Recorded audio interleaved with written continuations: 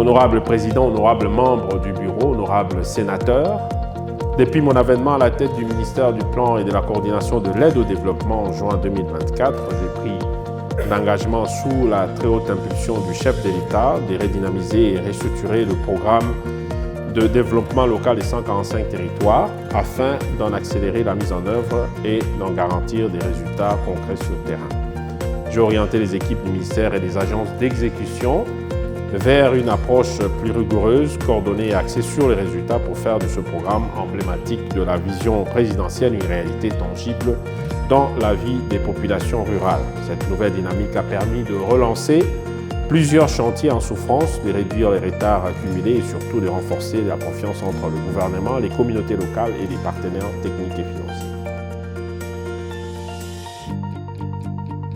À la date du 15 juin 2024, les rapports consolidés faisaient état de 2130 ouvrages prévus pour l'ensemble des 3 agences d'exécution, le PNUD, le BSECO et le CFF. Parmi ceux-ci, 1180 ouvrages étaient effectivement en cours d'exécution avec un taux de démarrage global de 93%, tandis que 744 ouvrages étaient déjà achevés, représentant un taux moyen d'achèvement de 38%. Grâce à l'effort conjoint du gouvernement, les agences d'exécution des comités techniques provinciaux et du comité technique de suivi du programme, des avancées significatives ont été enregistrées à ce jour, en octobre 2025 donc.